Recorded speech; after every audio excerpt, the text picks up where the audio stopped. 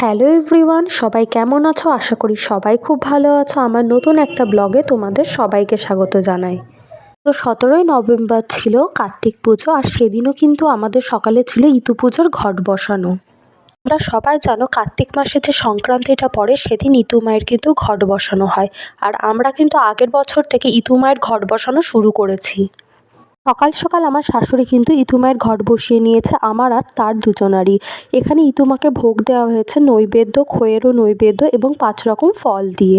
আর আমাদের ঘট বসানো হয়েছে, কেমন লাগছে অবশ্যই কিন্তু কমেন্ট করে জানিও।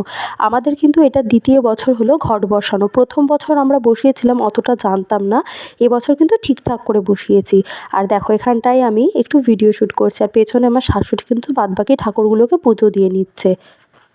আর আমি কিন্তু উপোস ছিলাম সেই সন্ধ্যা অবধি, কারণ কার্তিক পুজো হবে আমাদের বাড়িতে। তোমরা তো জানো আগের বছর কার্তিক পুজো হয়েছিল, তার আগের বছর ফেলে গেছিলো কার্তিক, সে বছর অসুস্থ হওয়ার কারণে আমরা কিন্তু পুজো করতে পারিনি।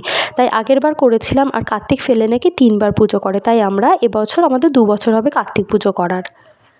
এখানে কার্তিক পুজোর জন্য দেখো খিচুড়ি করব, তার জন্য সব রকম সবজি কাটা রয়েছে, আর এখানে রয়েছে সব রকম ফল এবং ঘট সাজানোর জন্য যা যা লাগবে সব কিছু এখানে রয়েছে। এখানে কিন্তু আমি কার্তিক পুজোর জন্য ফল কেটে নিচ্ছি, যেটা সন্ধ্যাবেলায় পুজো হবে তার জন্য। আর আমাদের ঠাকুরমশাই কিন্তু আমাদের বলেছিল 4:30 থেকে 5টার মধ্যে চলে আসবে, তার জন্য আমি একটু সকাল সকালই সব কিছু গুছিয়ে নিচ্ছিলাম। কিন্তু আমাদের ঠাকুরমশাই আসতে আসতে কিন্তু সন্ধ্যা 7টা বাজিয়ে দিয়েছিল। এখানে দেখো আমার কার্তিককে আমি সুন্দর করে সাজিয়ে নিয়েছি। কেমন হয়েছে অবশ্যই কিন্তু কমেন্ট করে তোমরা জানিও। আর এখানে যা যা লাগবে পুজোতে সব কিছুই আমার প্রায় গোছানো হয়ে গেছে, কারণ আমি তো আগেই বলেছি আমি জানতাম ঠাকুরমশাই তাড়াতাড়ি আসবে, উনি যে এতটা লেট করবে তা জানতাম না। ওনার আরও 2-3টে বাড়ি পুজো ছিল, সেইগুলো প্রায় কমপ্লিট করেই আমার বাড়িতে এসেছে। আর দেখো এখানটায় নৈবেদ্য থেকে শুরু করে ছোলা মটর, তারপর 5 রকমের ফল কেটেছিলাম, আর খিচুড়ি করেছিলাম।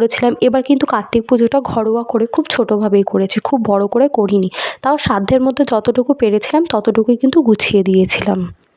তাছাড়া ছিল নাড়ু, বাতাসা এবং 5 রকমের মিষ্টি। এখানটায় ফুল রয়েছে, ওখানটায় খই মুরকি দুটোই রাখা রয়েছে।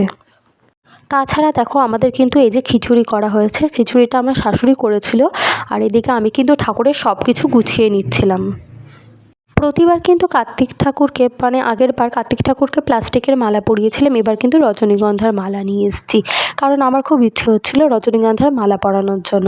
তারপর দেখো সন্ধ্যা 6:30 বাজে, তখনও আমি ওয়েট করছিলাম ঠাকুরমশাই আসেনি। এদিকে কিন্তু আমার উপোস করে চোখ মুখ বসে গেছিলো।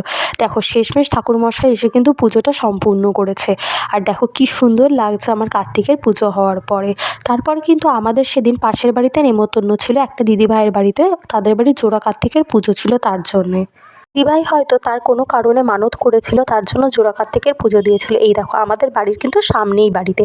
আর আমরা কিন্তু এখানে গিয়েছিলাম অনুষ্ঠান বাড়িতে খাওয়ার জন্য, সেই ক্লিপগুলো তোলা হয়নি। আর বাইরে কিন্তু ভালোই ঠান্ডা পড়েছে। পাশের বাড়িতে তো ছিল নেমন্তন্ন, তোমাদেরকে তো বলেছি।